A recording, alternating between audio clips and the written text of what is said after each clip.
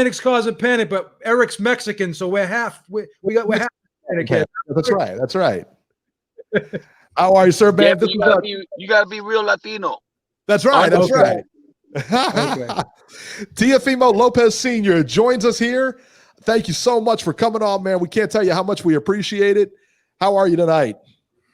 I'm feeling great. Got the best fighter in the world, and things are looking really good for us in 2021. So, it's a lot of talk out there from people that haven't done shit in the sport of boxing, and they're trying to cut into the line and try to be first when, we're trying to do the best.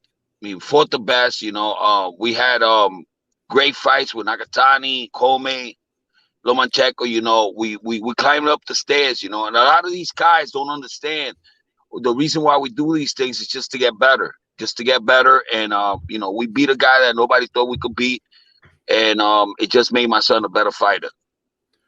I tell you what was, that fight against Lomachenko, that was a masterful fight. I don't know the game plan that you guys had coming in there, because absolutely to a person, when you went down the list of trainers, boxing people, everything like that, writers, nobody picked Teofimo Lopez to win. Nobody. Except me. They all said Except me. Steve had him. Except me. Steve had him to win. I made $500. Thank you, son. Thank you, son, for that. Except for me. What is it that you saw in that fight that you knew, because you guys were so confident? What is it that you saw in that fight that you knew he was going to wipe the floor with this guy? Listen, I told my son, when he started doing good, I said, yo, listen, and he ain't going to commit. He's just running. Just keep on doing your thing, dominate the rounds. We winning. In the 8th round, that's when I turned the script and I told him, listen, you carrying this dude, bro. He's going to hurt you, because he started headbutting him, and I noticed that. And he found a little opening in there to do the dirty stuff that he was doing. So I told my son, listen, you need to take him out of there right now, bro.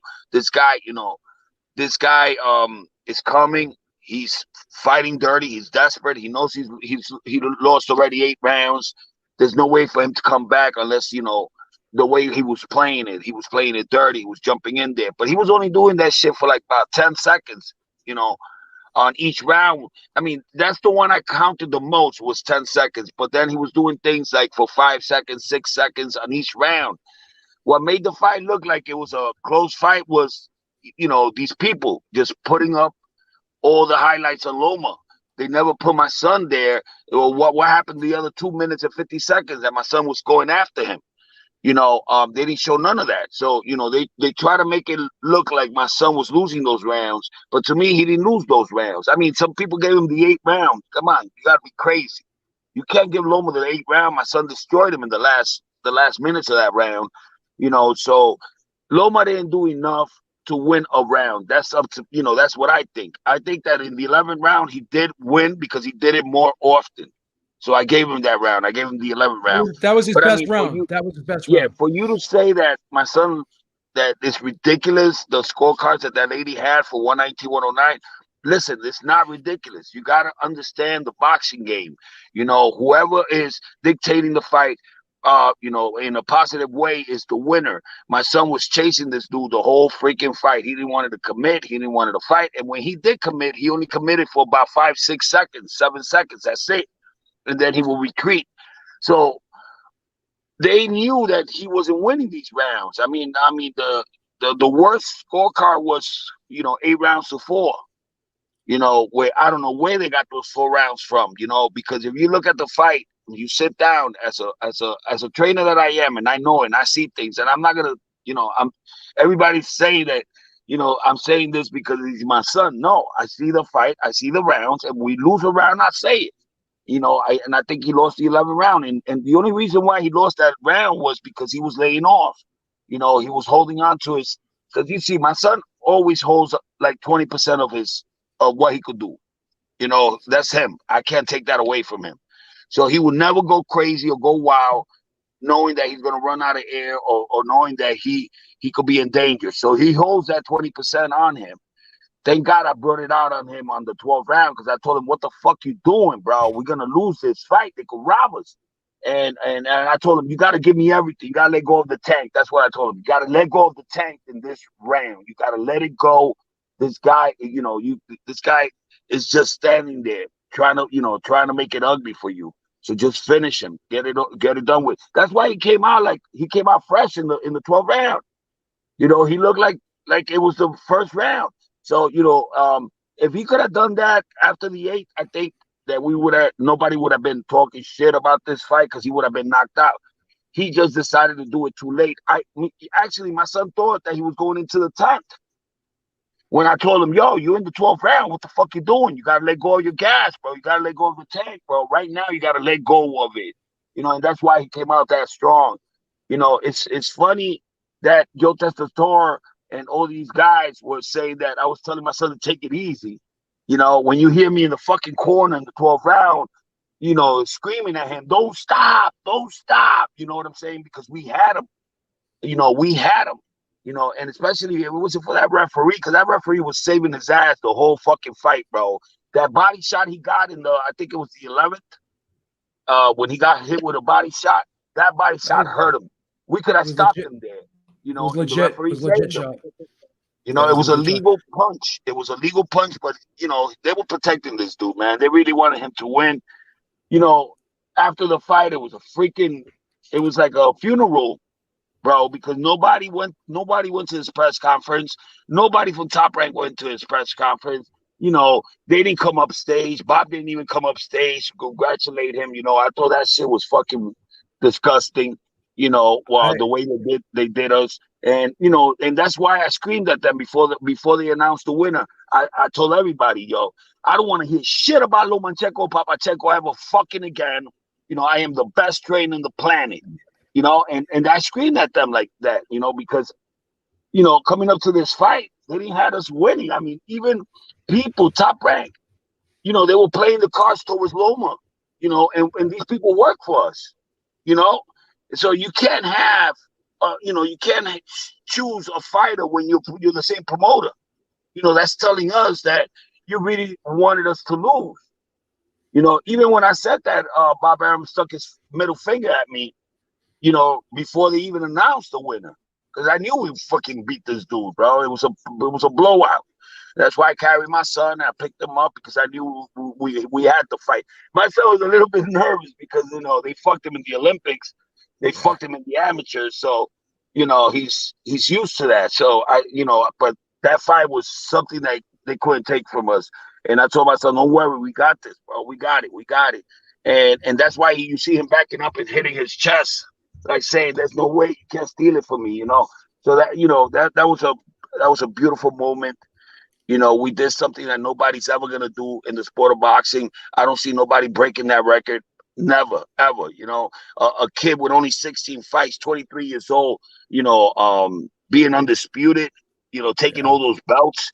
I mean, it's never been done in history because nobody has won all the fucking belts in 135. So right there, he did something that it's never happened in boxing. That's right. So imagine how strong he left that what he did is so strong because I mean, how many fighters out there are going to be able to get all these belts with 16 fights?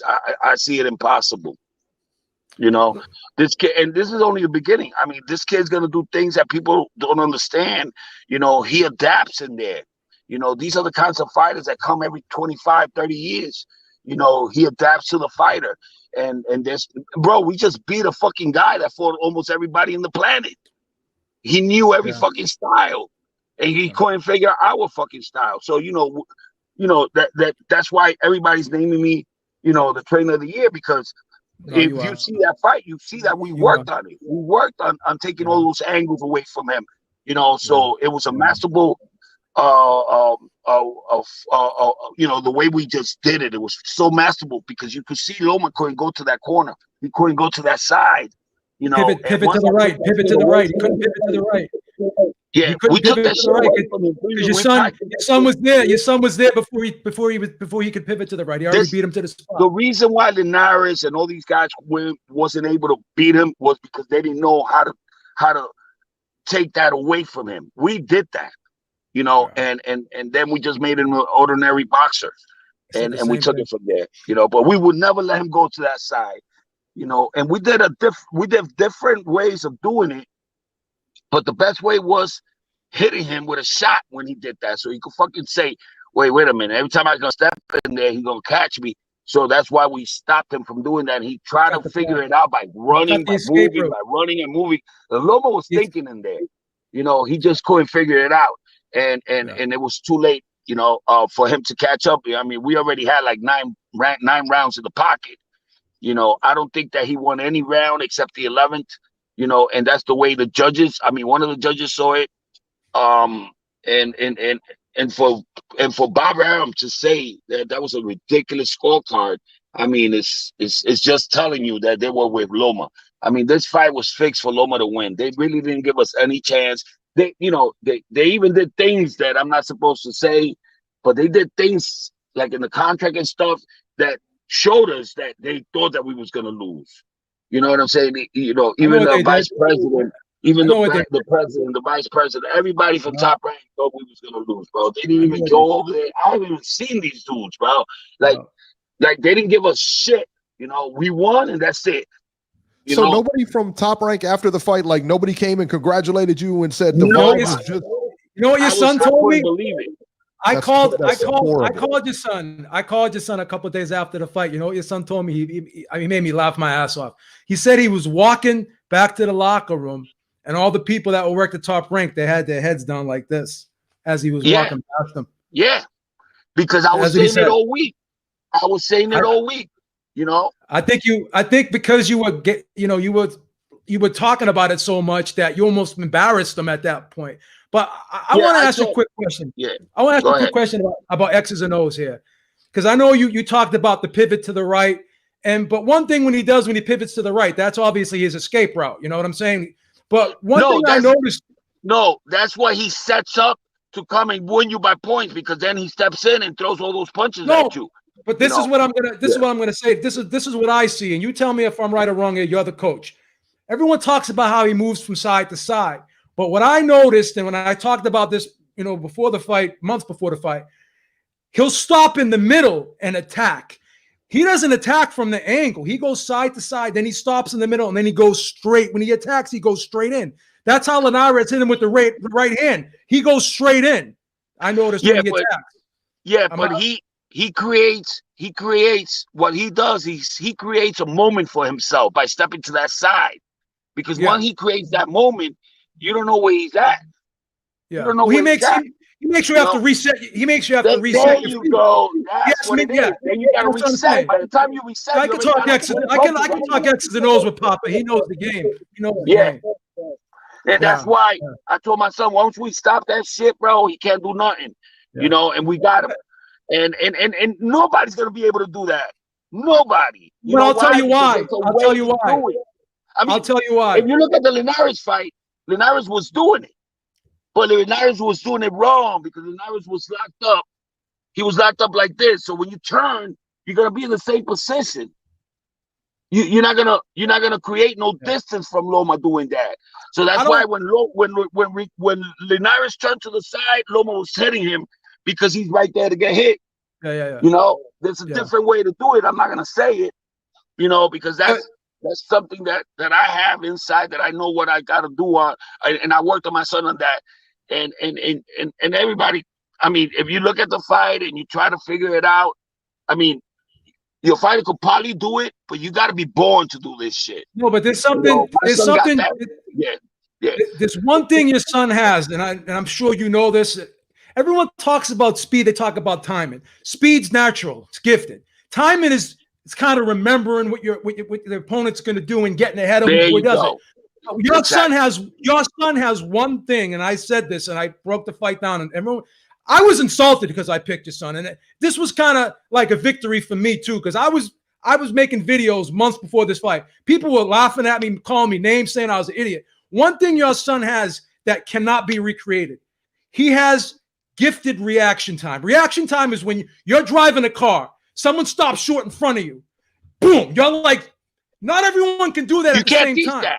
You can't teach that. You can't teach that. So your son, it's not just timing, not just speed. When someone does something to your son, he instinctively reacts to it so quickly.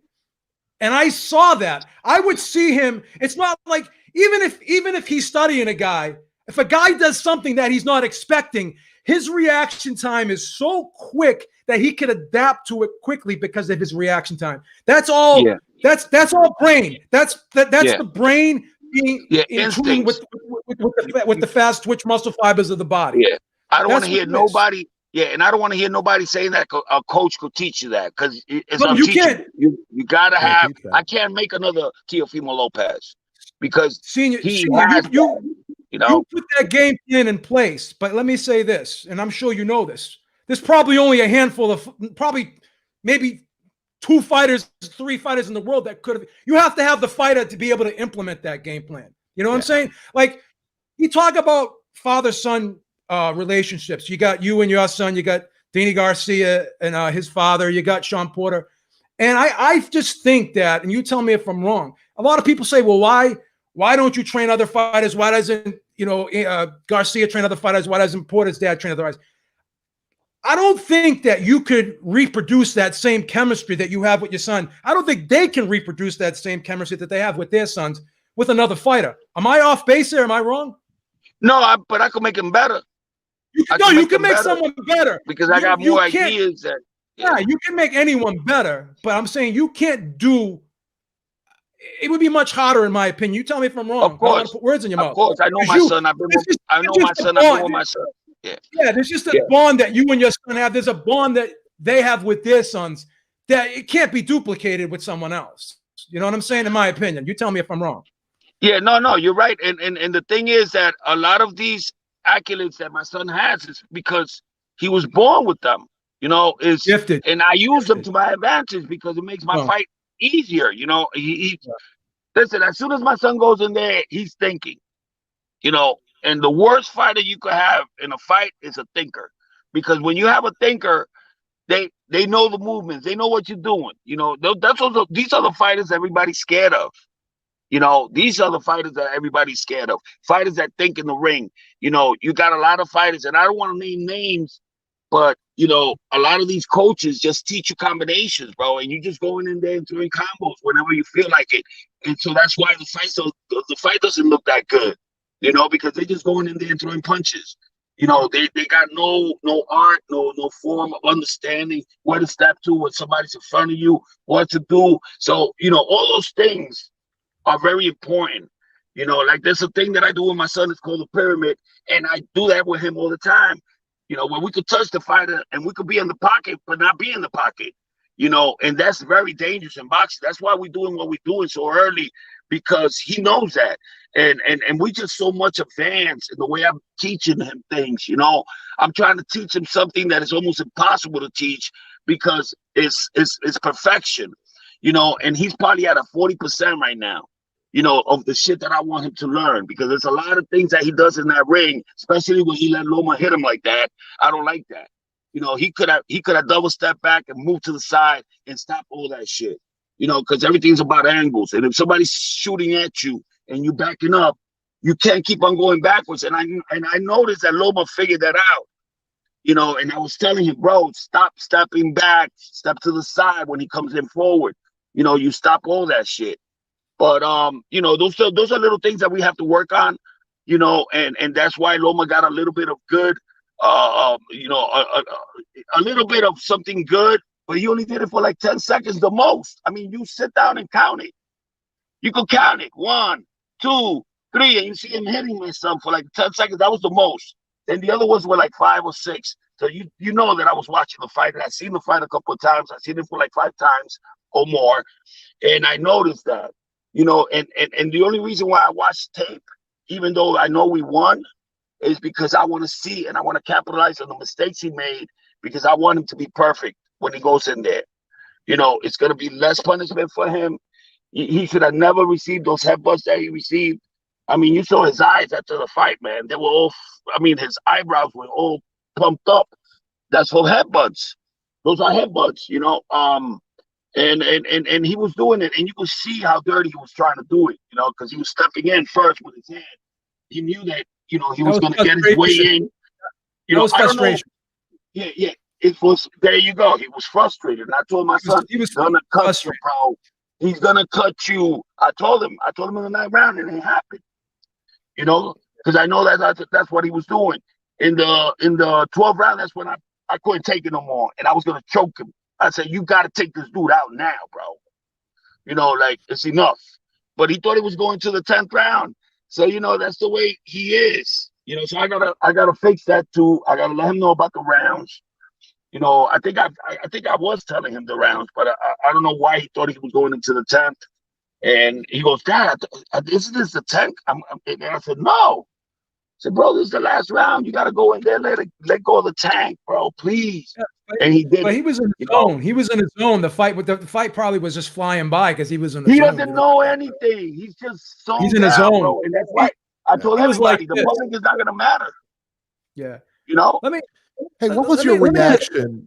I was just asking, what is your reaction to Lomachenko after the fight saying that he thought he won the fight and that it was like, he thought he was robbed and everything like that? He thought it was a draw. He thought it was a draw, actually. Nobody who watched that fight could score it for Loma. I mean, they couldn't. You just can't.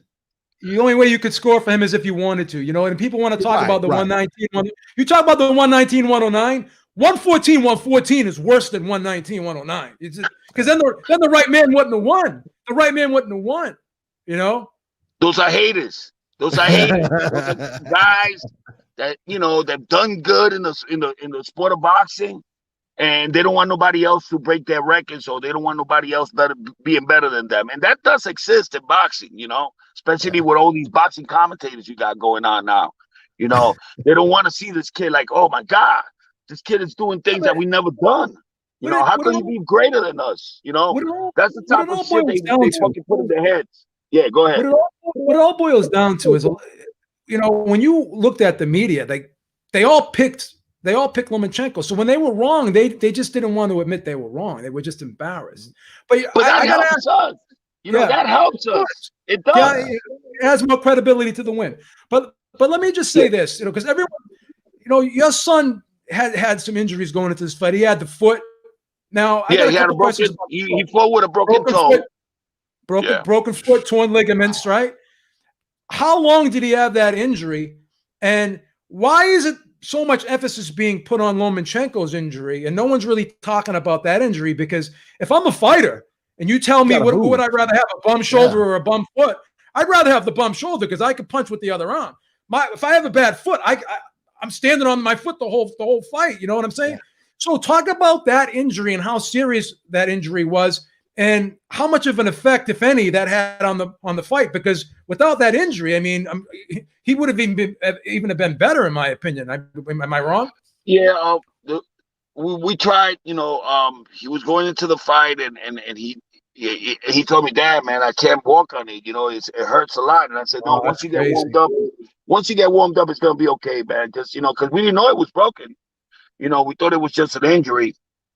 But he did the injury about 3 months ago for his birthday. It was on his birthday. He fell and he messed up his toe. We didn't know what was wrong with it. Everybody thought it was just a sprain or something. I don't know. But getting close to the fight, he was like, Dad, I can't, it hurts a lot. And I said, well, he had to even put 2 socks on. And we didn't say nothing about it because, I'm never in my life ever going to shame myself or my son and put excuses in there, because it doesn't matter if you have a broken hand. I mean, he fought William Silva with a broken hand for 7 rounds and nobody even noticed it. That's the type of fighter I have. That's the type of fighter my son is. He will never show weakness to another fighter. That's one thing about him. He's got pins in the wrist too, doesn't he? He's got pins in the wrist too, doesn't he? In the right wrist. Yeah. He got some rods. That's when he broke his hand with Silva, with William Silva, the first round. Right before the bell rang. If you look at that fight, right before the bell rang, my son hits him with an over right hand and hits him right here on top of the head, and he broke it. Worst place to hit a guy. Worst place to hit a guy, yeah.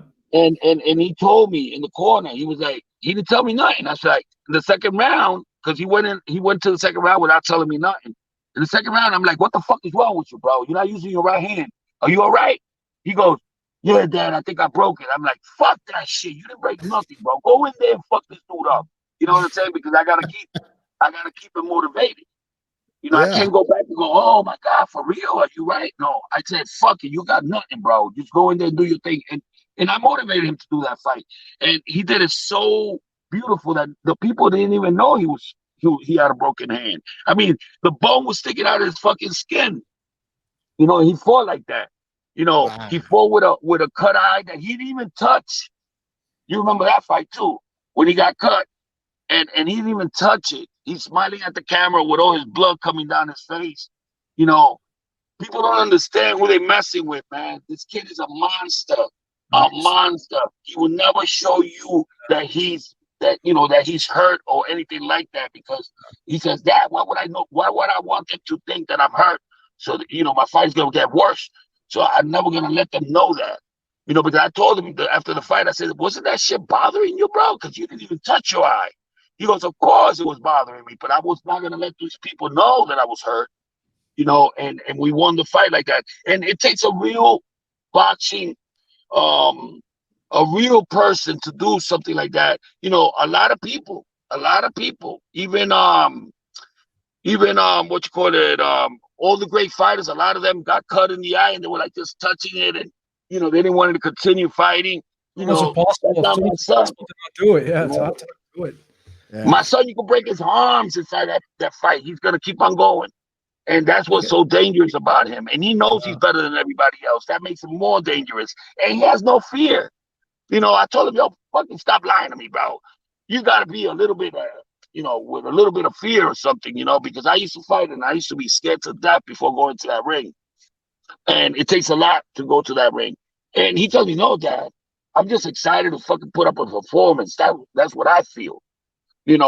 So that's why I talk the way I talk, because I know what I have, and when there's no fear, sometimes it's dangerous, when you don't have no fear. But the way he is, the way he boxes, the way he defends himself, I consider him to do whatever the hell he wants to do. And he's to me, he's the best defender out there right now. The only reason people talk shit about him is because nobody gets to see him get hit. And when he does get hit, they make it big. You know what I'm saying? It reminds me a little bit of Floyd. When Floyd used to get hit a couple of times, everybody used to go crazy because that guy, they finally got a guy that hit him, so they make it look like my son got hit the whole fight, and that's all BS. And that, that's all BS. I know what I got. Listen, right now, we stepping up to 140. He's been cutting weight at 135. So you're not going to have 100% Teofimo Lopez in there. Never. He's beating these guys at 70% maybe. Imagine when we go to 140, 147. That power's going to fucking get stronger. He's going to be faster than all these guys. I'm about to say, yeah. Easier for us. Much easier at 140. Right now is the best time to get my son at 135. Right now. Yeah. There's no speedsters at 140, so he has. I think he'd have an easier time at 140 than 135. Hell Those guys. Josh Taylor's not a speedster, Listen, Ramirez, Jose Ramirez are not going to touch my son. They're not going to touch my son. Because both of them got to be in the inside to do what they got to do. Yeah. Well, what are they going to do when they can't find the range? They're not going to be. They don't have the foot speed to get in there. He's not going to be able to get in there. Let me ask you this, Senior, because you talk about 135. Wouldn't it just make sense to go to 140? Because Josh Taylor and Ramirez both ESPN fighters. Those fights would be easier to make. These fights at 135, everyone's going to do the A side, B side crap down here. All the politicking. There's not much politicking up at 140 for you. You get that one big fight, and it's going to be easy to make because, like I said, because of the network situation. Wouldn't that be the route? Wouldn't that be the route to go? Isn't that the better route to go? Would you agree with that? Well, I'm getting a little bit anxious to put him at 140. But the thing is this, right? I mean, if we move to 140, I mean, who the hell are we gonna fight? I mean, Josh Taylor and Ramirez are fighting in July. Yeah. Okay. So take that one fight. Take that one fight. Keep them busy. Get him in. I so just want to keep him busy. I just want to keep him busy. He's still strong at 135, but he's not like 100%. The thing is, you got to be careful. Maybe you can keep him down there for a short period of time, but you can't stretch it up. In other words, you know what you're doing. Our next fight is going to be a tune-up fight. Yeah, yeah, our next fight, yeah. because he's the king at 135. So the Camposis, whoever the we Camposis is fight. gonna be less than us. Yeah, the Camposis fight, is that pretty much the next opponent? Would you say? I don't know if you can say that, but all indications lean towards that being the next fight. Is that pretty accurate? Do you anticipate I don't that really being the think next that fight? these guys. I really don't think that these guys are gonna let go of that fight. I think that the fight is gonna be made. They really want Yeah, it. You know, yeah. the only thing that's stopping us is right now with the ban. You know, but we're working on Traveling. that. We're thinking Yeah, about the future. We're not thinking about today. You know, we're thinking about what's gonna happen with the COVID and all this, and we're realizing that the fight could be made. You know, and it will be a huge fight, especially if you put, if you put the Maloneys in the undercard. You know, that will even spark it up even more because they got a lot of followers over there in Australia. Yeah. Especially, we get an undercard like that. I mean, the Maloneys themselves could sell a lot. So a fight with Franco and Maloney, and then my son with Cambosis will be an amazing day in Australia. I mean, yeah. we will give the fans what they want. I think Cambosis is a great fighter. He has proven more than anybody at 135. I really think so. So I think as a mandatory, I don't see why we can't just go for the money now. I mean, we've been fighting everybody for shit. We still broke. We don't got no fucking money. My son is the best thing that ever happened in boxing. And look at this. If it would have been back in the era when there was no fucking bullshit with the social media, who you think the people would have been following? They would have been following the real fighter, my son. He's the only one that reminds me of the four greats from back in the days. Yeah. He's the only one taking the big challenges, the only one doing the right thing, and they still dogging him. They still telling everybody that he's scared of all these guys that I don't want to mention. We ain't scared of nobody, bro. We just beat the top dude. We beat the guy that we had to beat to be on the top. We beat the guy that everybody wanted to beat, but they were scared to fight him. Let me ask you, we made it happen. How come Devin Haney didn't try to do that? You see, there you go. I'm mentioning this kid again. But I hate to do that because they haven't done anything in the sport, to challenge us. We're gonna give them a free fucking ride. And we got three, we got all the fucking belts. They say we only got three, but I know for myself we got four because Suleiman just posted it up. The WBC president posted it up. Yeah. Teofimo Lopez is the undisputed world champion in the world. If you have Mauricio that runs the WBC, and if you go to the WBC, and if you go to the rankings, my son is on top of everybody. On all the rankings. Is that a fight that can be made? The Haney fight? And I know you don't like mentioning his name, but listen, I would love that fight. I would love that fight to shut everybody up. That's what I would do it for. Realistically, though, is that a fight? Belt he got because we already got that belt. Right. Right. That's just going backwards. Realistically, though, is that a fight that can't happen or will happen? Well, one of those guys are the ones that we're looking for in case the Cambosis fight doesn't happen. So let's see what happens. And my son is the one that makes the decision. I'm the only one that could advise him of what he could do. But the guy that makes the decisions in our camp is my son. He is the boss. He's the one that runs everything. And whatever he wants to do, all I could do is just advise him. Like when he wanted to take that money from Loma, that 1.2 that they were trying to give him, and he was fighting for it because he said that he wasn't going to fight for that bullshit money.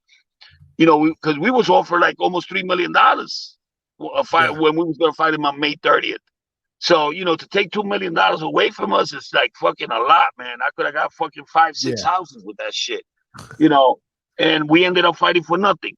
So I told my son, listen, because, after taxes and all that shit, you end up almost with nothing. And you right here, you're a disputed world champion without no money.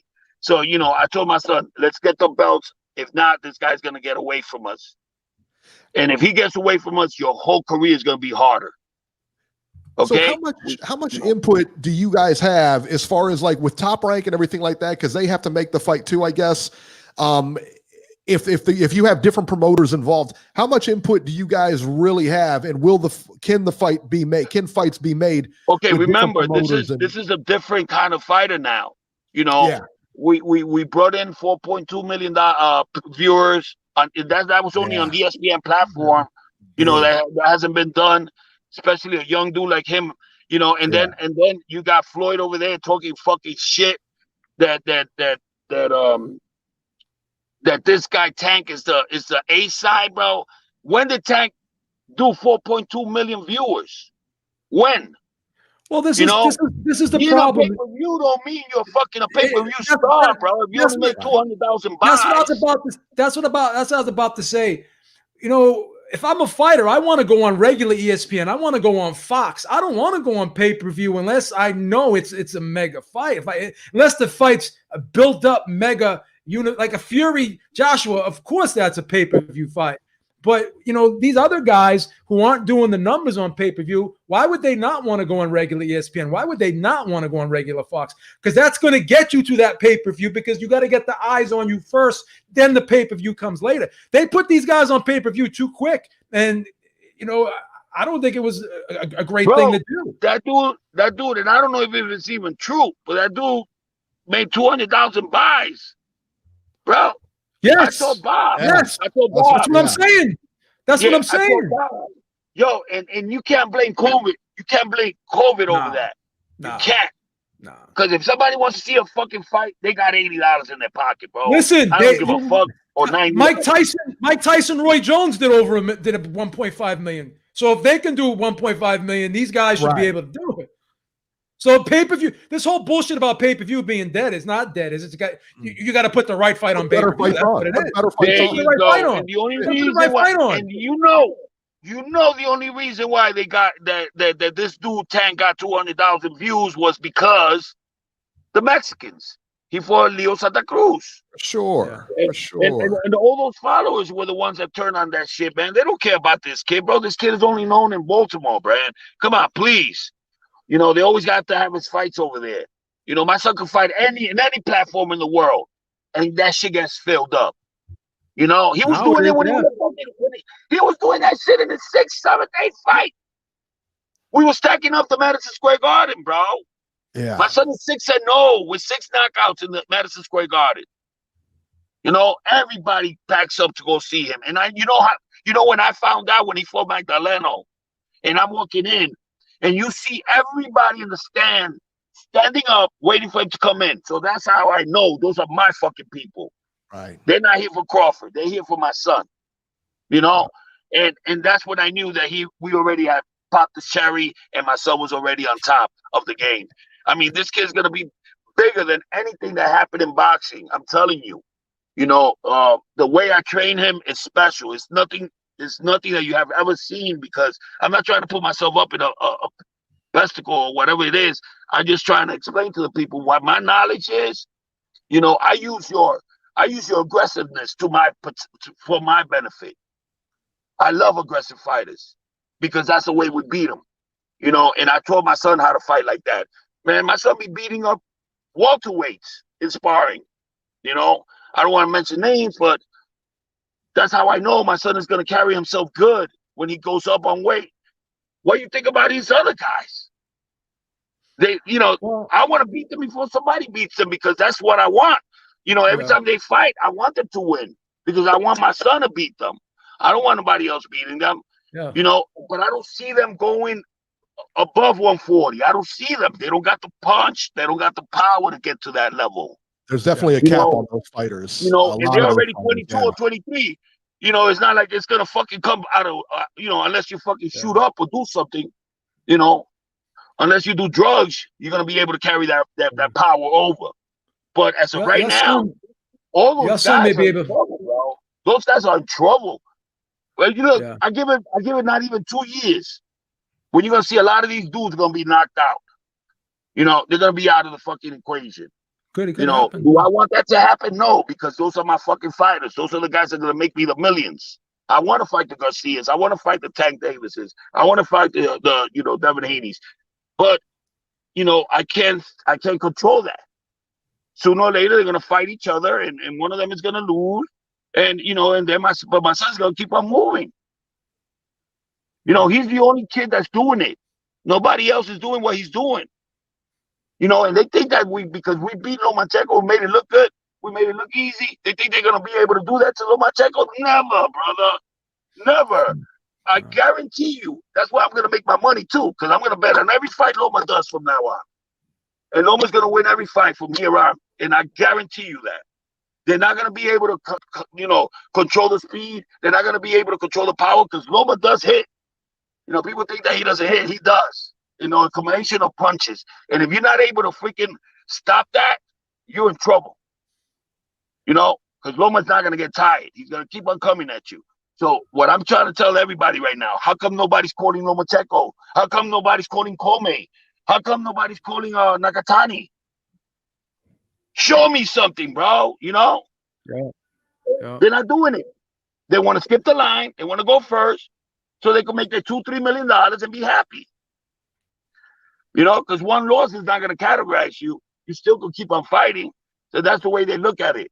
They're trying to face us because they want to get in front of the line without doing shit in boxing and make that $2 million, $3 million. You know, because they know they're not going to beat us.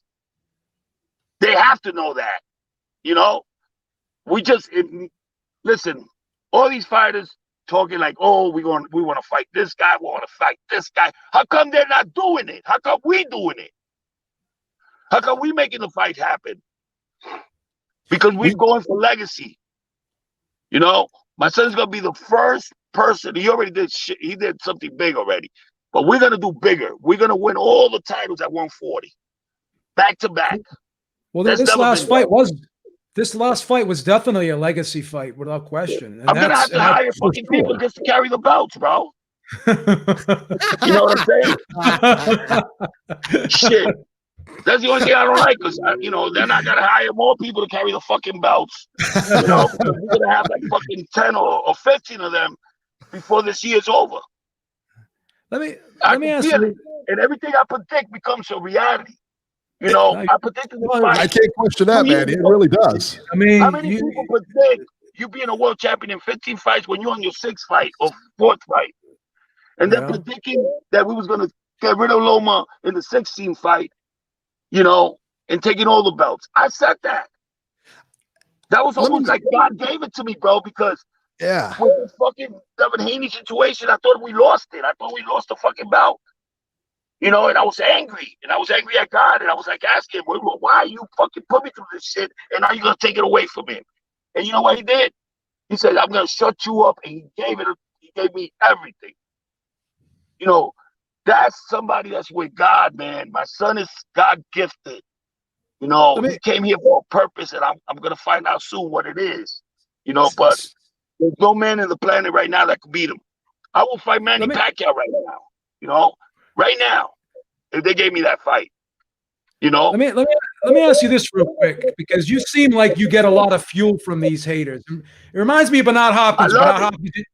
Bernard Hopkins used to say the same thing. Like Larry asked him, you know, what is it that does it for you, Bernard? How are you so motivated, you know, at being so old? He goes, Larry, it's the haters. They fuel me. So what's going to happen when the haters go away? Are we going to still see this fired up Teofimo Lopez Sr.? I'm like, it's never going to go away, bro. What's going to happen when you start? What's going to happen when you start getting the love? And that's another question I have for you. Have you the haters, have you seen them switch over now? Are people giving you that love now? Are things changing now? Are these people at Top Rank starting to lift their heads up now and saying, good fight, you know, good fight, Senior? Are you starting to get that respect now? Are you seeing a turn in the way? Okay, they know they did. They know they fucked up. They know they did. You know, and they try to give him a birthday. They try to give him a celebration, a party, wherever he wanted to go. And my son said, "Go fuck yourselves. Wow. I don't want no party. Wow. I don't need no party. You know it's funny. Yeah, I tell you, you know what's funny? They try to give us a party, and you know, listen. You know what? Tell you the truth, bro. They just dying to shut me up, and they can't. But here's the thing. Here's the thing too, Senior, and we just got to be honest about it. Usually, when a promoter has both fighters, and someone asks them who's going to win, they usually don't answer the question. They kind of hedge it a little bit, and they say, "But right." Bob openly said that, you know, Lomachenko was going to win. A promoter usually doesn't do that. So I mean, right then and there, you know, the promotion is tilted one way when the promoter is making the pick. Listen, then you hear Bob come on fucking live TV and said that, oh, we're looking to get all the belts at 125, and then Loman's gonna move to 130. Did you hear that shit? Yeah, I did. Yeah, Bob said that. They were counting us out, and this was when the fight was already done. When we was gonna fight, Bob came out and said, belts at 125 to 130. And you're telling me you're not giving me a chance. The worst thing, be my promoter. The worst thing that ESPN. He doesn't care about the fight. You know? Yeah. And that's what really hurts. It hurts a lot because he should be neutral when it comes to negotiations with fighters, especially if they both fight from from his stable. I saw that shit really bad. I saw that really bad, and it really hurt me to see a guy talk about my son and not even giving him a chance. Todd DeBuff, another dude, that doesn't like us. Todd DeBuff was saying that this kid is crazy if he thinks he could beat a freaking great like Loma. He came and said that shit in public, bro.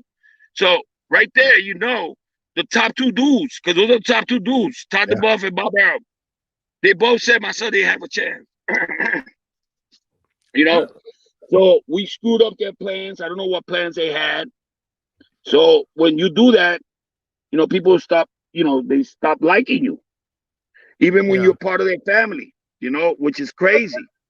But here's the crazy thing about the whole situation. And again, I'm just being honest. Your son is so much more marketable than Lomachenko. Like his personality, he's easy to promote. He's a self-promoter. You know what I mean? He's a good speaker. He just carries himself well. He's got a lot of energy. He's got a lot of passion. He's just more engaging.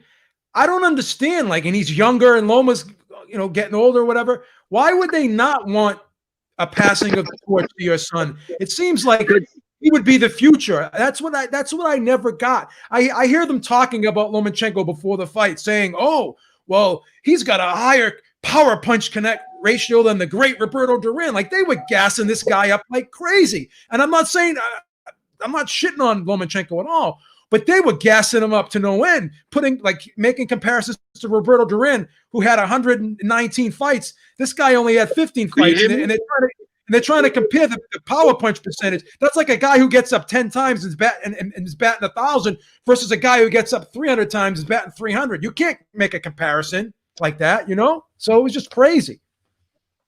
Okay, the reason why they're doing that because they doing it. It's more personal than anything. Okay. You heard? Okay. It's not about the money. Because when the first day I went and I saw Bob, I told Bob, this is going to be your next Manny Pacquiao. We are going to make this company we're going to bring this company back.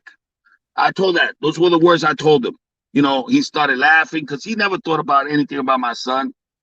But I knew that all we had to do was get the platform.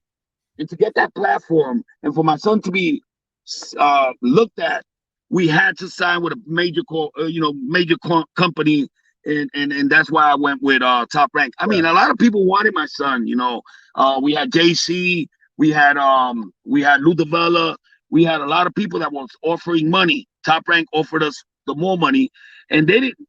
Listen, they just wanted to give us some change for my son. But when they realized some other people wanted him, they started and they moved up the money. Especially they knew about the Valdera situation, about my son winning winning the whole thing in the Olympic trials, winning everything we won everything in the amateurs. We won everything. And they came and they screwed us in the Olympics the first day with the guy that won the silver medal.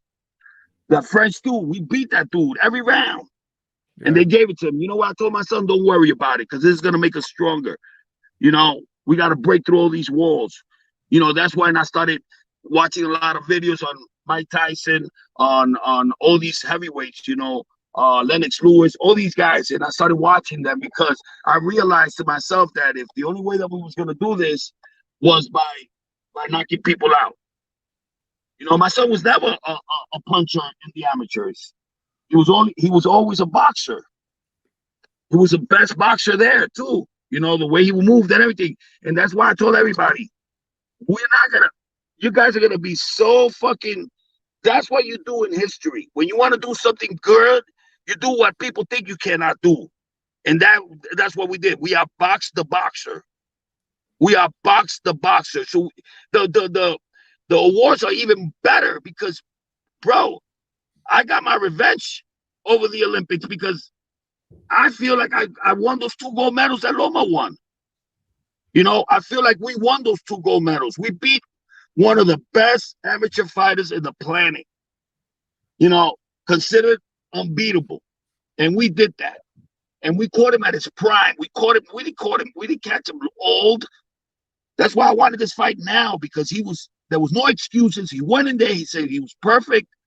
You know, he said he had no injuries. You know, that he had no excuse, that he had never felt as good as he felt that night with my son. Before the fight, he said that. You know, and then it came over here with the shoulder injury. Man, that's a disgrace. I would never put my son into that. Never. You know what I'm saying? No, nobody even talked about Nakatani when we sent him to the hospital. Nobody said shit about that neither. And I like that because I don't want my son to look like this fucking killer that nobody want to fight, because then we're not going to get fights. You know, but Nakatani was rushed to the hospital right after the fight. He was out for 1 year and 7 months from my son's injuries to his head. You know, so he fought a Felix Verdejo in there thinking, wait, man, I got to be careful. This guy could fucking hurt me. I don't feel good. You know, like he was worried about how he was going to absorb those punches. But then after the 4th round, he said, man, fuck this shit. And he went at it, you know? And that's why Nakatani said at the end, from now on, I'm going for the knockout. You know, I'm not going to think about it no more. That's why he got dropped a couple of times, you know, because he didn't know how he was going to absorb those punches. And you're fighting a guy that's been off for 1 year and 7 months. He comes to a strong fight in Verdejo because Verdejo was doing good. He had won 4 straight fights, you know, and they wanted to make that fight with my son. So that's why they put him with Nakatani, because they wanted to see if Verdejo will beat up Nakatani in a way that my son couldn't do. You understand? To put him to fight with him, you know, they had those plans already to fight him in June or July for the Puerto Rico Day Parade. And look, their plans failed because every time you go against my son, bro, you're going to lose. You know what I'm saying? And they don't learn that, man. They keep on fucking with us, bro. Even the haters, bro, if it wasn't for the haters, I wouldn't get up every day. You know, the first thing I do is go on my phone to see what a little hater said. You know, I get so fucking happy. They had a picture of me with all these fucking with over $100,000 in my chest, sleeping. And when I saw that shit, I was like, what? Who the fuck put this shit up? And I'm looking at it, and it was my son. I saw that. Yeah, I saw that on it. I saw that. Yeah, that was pretty cool. That was funny, man. My son put my father's sleeping on all these haters. That shit was good, man. That was a funny picture, man. Yeah. I gotta ask you a question. Yeah. I gotta ask you a question about this whole hoopla about the rematch not happening and stuff like that. They were the ones that didn't put a rematch clause in the contract, you know. So you already proved that you wanted to fight badly and you took less money than was originally offered. So it's not like if there was a rematch clause in this fight, you wouldn't have taken the fight. That was their decision. So in all honesty, you shouldn't have to deal with the criticism of a rematch not happening because it was their choice to not put a rematch clause in the contract. So why is the onus being put on Team Lopez when Team Lomachenko were the ones that did not want the rematch clause because they thought they were going to win? They were the ones that were overconfident. So it's their fault. So why is it being put on your lap? Because they want to get another chance of nothing. Or maybe he's just saying it just to say it. Because I wouldn't put, I mean, if I was in the other side, and if I was Loma's trainer, I would you crazy, bro. You need a fucking tune-up fight before you even fight this guy again, because he's going to knock you out. I mean, my son will knock him out in the second fight, easy. Because now he knows what he has, and my son is not gonna hold on. He'll start the fight like the 12th round. I'm Well, telling your you right son now. he won't have a broken foot either. Exactly. That's a So He won't have a broken for us to foot. go backwards, I don't want to go backwards, bro. I told Yeah. my son, we got to go forward. Fuck everybody. I mean, Floyd Mayweather never gave a rematch to nobody except for Castillo, I think it was.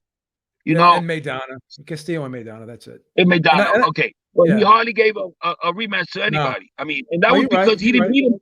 He didn't beat Maidana the way he was supposed to in the first fight, Yeah, and that's why he did it. But Yeah. I mean, for them to do that is because they really knew, and they were probably advised from top rank, you are not gonna lose this fight. You understand? So why do a rematch? You don't need a rematch, and it's gonna make you look weak. It's gonna make you look like you're scared of this kid, like this kid could take you. That's the only reason why I think they didn't do the rematch clause. Because this guy Loma was a diva. He thought he was the best thing that ever happened in this fucking planet, and he wasn't gonna fucking show weakness by putting a rematch clause on his contract. And I think that's what happened. I think that his what you call it, his self-esteem and the way he carries himself wouldn't allow him to do that. And you know what he did? He fucked himself up. At the end of the day, we beat these guys mentally. We beat them financially, because this is a big hurting for Loma. I think Loma could come back. He only got 2 losses, and I really think that the first loss he had was not a real loss. I think that if that fight had a good referee and would I call the shots to the body, I mean to the grind, to his balls or whatever it is, they would have stopped it. They would have, disqualified the dude. I mean, Salido was hitting him down there like 100 times, and it was just incredible to see this fight keep on going when you knew that Loma was getting hit down there. So I don't consider that fight to have been a loss for him. I think this is his first loss. I think that the only person right now that could beat Lomachenko is my son.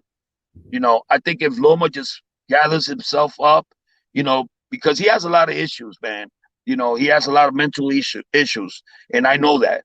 And I could tell that. I could tell that within the fucking fake ass shit that they put on TV, that they going over there swimming and they going on the boats, fishing and all that. They try to make that life of his look like a perfect life. It is not. It is not. You know what I'm saying?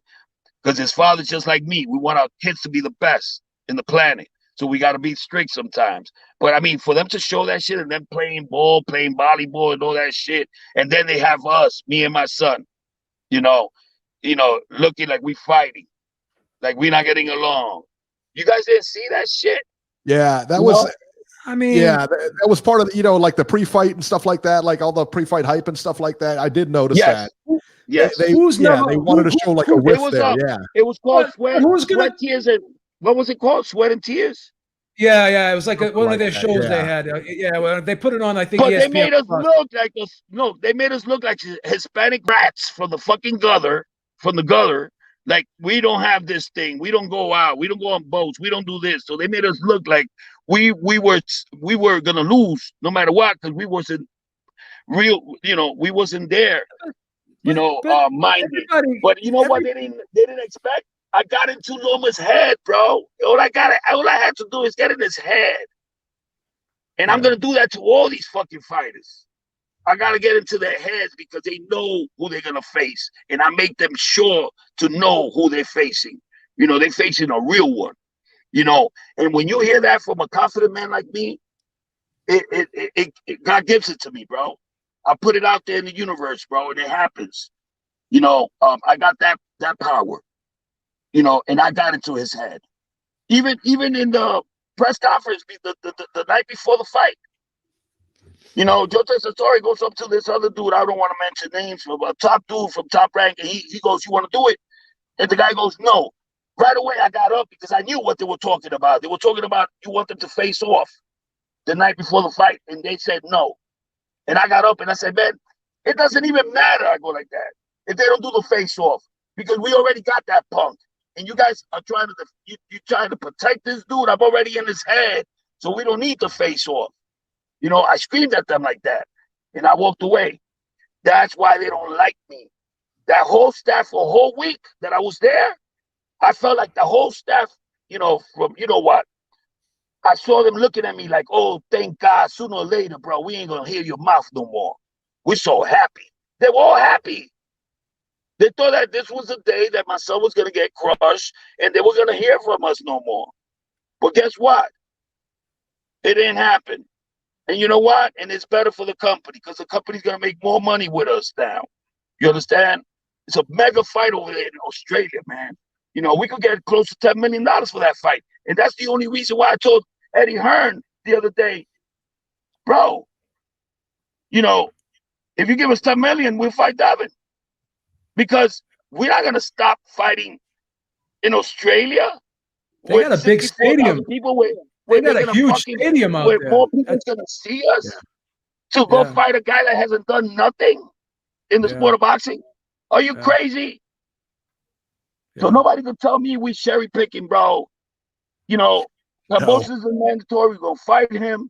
And if that fight doesn't go through, then we're going to look for these little kids over there. You know what I'm saying? But as of right now, Kambosos is the fight we have. And I'm tired. Yeah. I'm sick and tired of talking about this situation because we fought 3 straight monsters in there. Nakatani's a monster. Yeah, he is. I want to see Nakatani fight one of these kids. He will destroy them. Because that dude is ruthless and he comes and comes and comes. You better be in the best shape of your life. And we beat that dude every round. Yeah. It's not like we lost. The referees had my son winning 11 rounds to 1, and the other 2 judges had him winning 10 rounds to 2. I had him winning every round. Look, Nakatani didn't do enough to win any round. And that was my son's off day. He was having family issues. He was worried about one of my daughters doing something to his wife. And he's looking over, and I'm like, yo, bro, you would win an eliminator fight over here. What the fuck are you doing? And he's looking over there, and I'm like, grabbing his phone. I like, forget about that. Let's do this fight. So he fought that fight with Nakatani just to fight. Like, he didn't put no extra, boxing. He wasn't there. He wanted to leave. He wanted to be with his girl. He wanted to forget about everything that was happening. And I understood him. And he pulled it off. And you seen his face? Headbutts. Fucking, I counted 9 headbutts from Nakatani in that fight. Those were all headbutts. And then the next day, he didn't have nothing in his face. He went to the Max Kellerman show on Monday, and he looked like he wasn't even in a fight. Because when you get headbutted, all that shit goes down fast. So I know what I got, bro. I don't care what anybody says. My son is the best defense fighter out there. He's the best boxer out there. He's everything right now in boxing. That's why everybody's talking about him. And they're making it look like we beat nobody. You understand? Because they have to do that. They can't credit him for what he did. So that's why they have to do that. But look, in a way, it's good for us because I know now people are going to try to take that fight. A lot of people think my son can't fight. I love that shit, bro, because I don't want him to look like this killer, and then we're not going to get these fights, Well, that was my next question I was going to ask you. I want to jump in with this question. Because we saw him fight a very technical, methodical fight against Lomachenko, is this the type of style that we're going to see more of in the future? Because, again, when the competition gets better, and this type of style, I think, is really beneficial to a fighter's career, boxing more, not really getting into a lot of exchanges. He picked and chose his spots very well in this fight.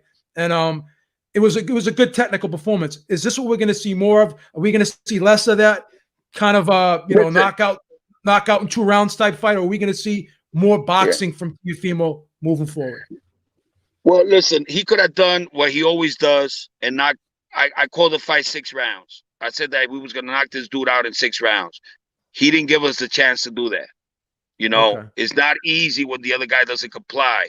He was running the whole fight. He didn't want to commit. And that's what saved him, from getting knocked out. I mean, I know for a fact that if a second fight will come, their team will tell him to start earlier, and it's going to be his demise because he's going to get killed. Now, when it comes to boxing, my son was always a boxer, and he's always going to box. I mean, these are critics that say talking shit that all he does is have a right hand and that's it. And we're making everybody see that he's not just that. And he didn't win everything in the amateurs for no reason. You understand? He was the best fighter in the United States. He won the trials, the Olympic trials. He won everything.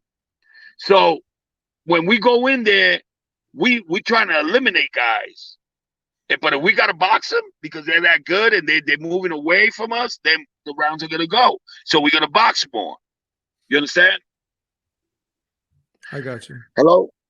Yes. I can hear you. We got you. We got you. Absolutely. Hey, guys, give me 1 second, all right? Sure. Give me 1 second. You guys talk.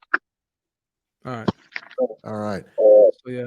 That's interesting about Top Rank, man. A lot of information. There's a lot of animosity between fighters at Top Rank and Bob Arum right now. So the way they treated him, there should be. I got to be honest. I mean, the way they treated this guy, there absolutely should be. If anything else, Lopez is so much easier to promote than Lomachenko is. I mean, the guy's great on the microphone. He can box. He's dynamic. The way he stopped Richard Comey, the way he beat up Lomachenko, and I mean, make no mistake, he beat him up. That fight was not. Listen, man, I don't care what you had the fight scored. The bottom line is that you could not score it for Lomachenko. You could not give him the win. You couldn't really give him a draw, but you definitely couldn't make the case that he won the fight. You know what I mean? Yeah. And just given that, what else do you do? I mean, really? Yeah. I don't understand why he gets such a raw deal over there as far as, and I understand, listen, that Lomachenko's their golden boy. I get that. But he got beaten. He got beat soundly. This was no fluke. The size difference in there was a real thing. The ability in there was a real thing. So, I mean, listen, man. I mean, it is. I don't understand that. I don't like it, and just hearing that is irritating. Yeah, guys, really listen, guys, hold on, because my wife was calling me. Hold on. That's okay. You know what? We can go ahead and let you go, man. We appreciate you coming on. Thank you so much for all your time, man. We really appreciate it. Yeah, took a while to get you, but we're glad we did, man. Got a lot of good information. Absolutely, man. Absolutely. And I'll go ahead and I'll let him go here. All right. Oh, hang on here. Let me. There we go. That was an amazing interview, man. That guy, he gave us an hour of his time, and it was worth every minute. I'll tell you that. That's for sure. It is interesting. I mean, to hear what kind of bond he has. Obviously, he's a father and it's his son. I get that, but I get the feeling, and I don't know if you get this feeling, that they could probably finish each other's sentences. They're that in tune with one another. I mean, I don't know that another trainer would work for Teofimo aside from Senior. I don't know. I don't think it would work. There's a chemistry there that you brought up, that chemistry.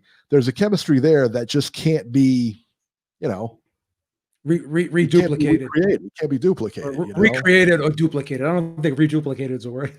Right. Duplicated. That's right. All right, guys. Well, listen, man, that'll do it for this interview, man. We appreciate you guys coming on, and we will see you guys next week. And thank you again for Teofimo Lopez Sr., man. We appreciate it. Thank you so much. Right. Thank you, guys.